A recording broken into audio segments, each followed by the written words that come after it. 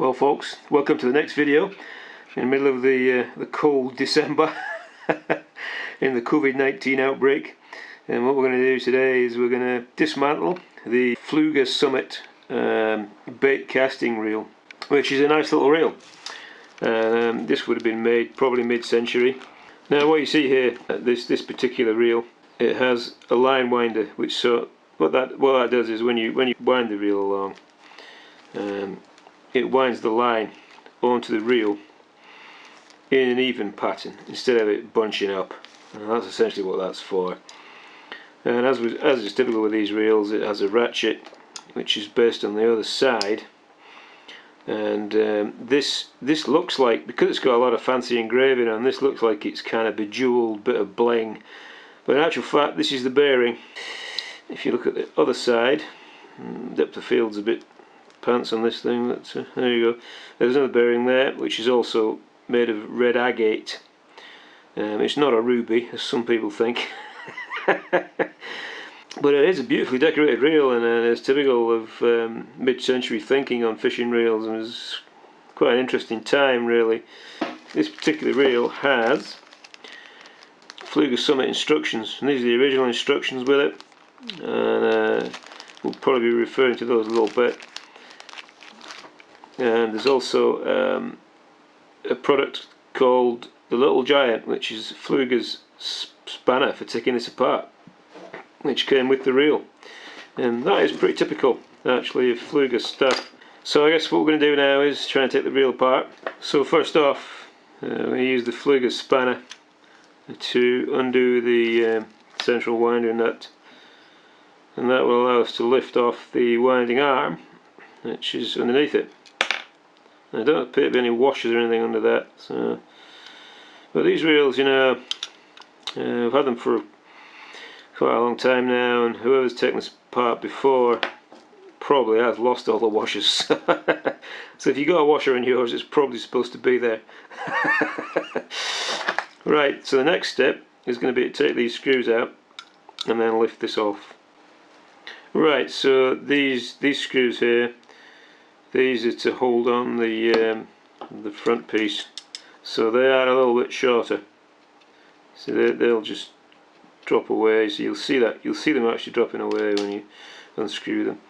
These ones go into the pillars on the reel, so they're a little bit longer, and you'll see that when they come out. You can see I've already screwed them quite a way out, and they're not falling off just yet. So I'm trying to actually do this from the video screen, so the screwdriver's jumping about. Okay, so we've done that. This bit should then come away to reveal the cog mechanism underneath. As I understand it, the main cog mechanism just lifts off, and so does that. And this takes a bit more coaxing. This has to be undone at here to get that off completely. Okay, so what we have here, this is an oscillation adjustment, so that when you cast with the reel, these reels have a habit of bunching up the line when the end of the rod wobbles when you're casting, which fouls the reel, which is bloody nuisance as it happens. And so they have these anti-vibe adjusters. This is a grease hole. It's a greasing hole. You can close it or open it. I don't see many that are like that these days. It's obviously quite an old-fashioned design. Now this here, this does come off, but there's not much point in taking it off, because inside there there's a recess, you can see there, and inside the recess there's a spare part which goes onto there. So that's what that's for, and this is in pretty good condition, so I'm not going to do anything with it. It's actually pretty good. You can also unscrew this bearing if you want to, but if you leave it where it is, it'll keep its adjustment, so that's what I'm going to do in this case. Okay, so it's just worth pointing out, these look like cross-point screws, and for a reel that was made in this particular time, you'd think that was a bit early, wouldn't you? But in actual fact, they are not cross-point screws. They may be a version that actually is the bottom press of a riveting machine, and that's why they're a funny shape. They're not actually cross-point head screws, although they do look like they are. But if you look at the other side, if you can see there, you can see here, the top of it's actually a rivet, and there's no threading on that at all. So that does not come off those two stanchions there. And this is the bottom of a riveting machine. It's not a crosshead screwdriver, so don't try to take those off because they won't come off. Okay. So the next thing we're going to do is just unscrew these, and they're also little short screws that should just fall out pretty quickly.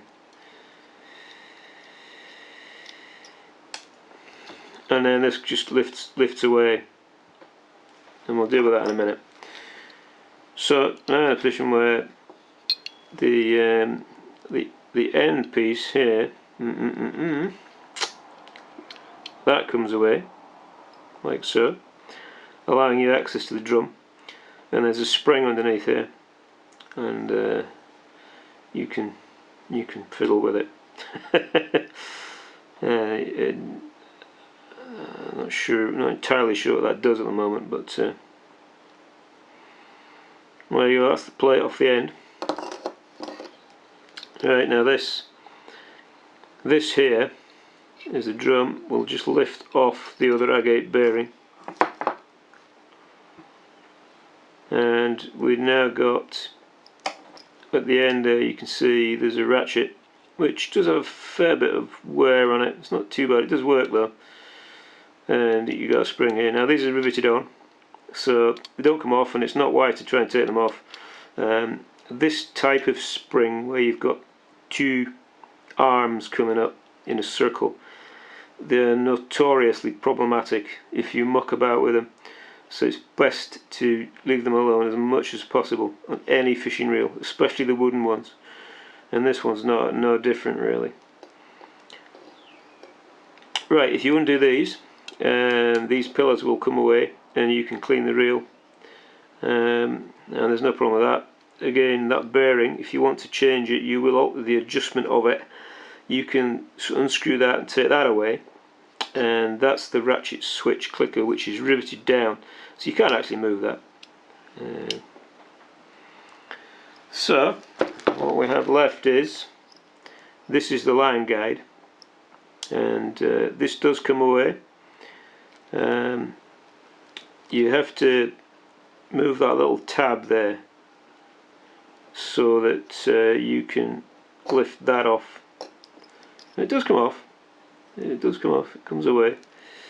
It's got Phlueger's manufacturing writing on it. I think if you undo the screw here and remove the capping piece, underneath there's the part which is in the spare container which I showed you earlier. Now it's going to fall off in a minute. And you take that out. That's the part you see in the little container we showed you earlier. And this, I'm pretty sure, will now lift away. Yes, it will. And that just comes out now, and it can be cleaned. What I'd recommend is that you don't try to unscrew that, because it seems to be factory jammed on. I don't know why, but it doesn't come away very easily, and there's no need to actually remove it anyway. I think it's just an adjustment at the factory, so just leave that alone.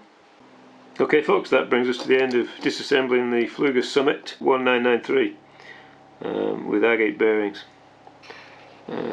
Hope you enjoyed the show. Please look out for the reassembly video.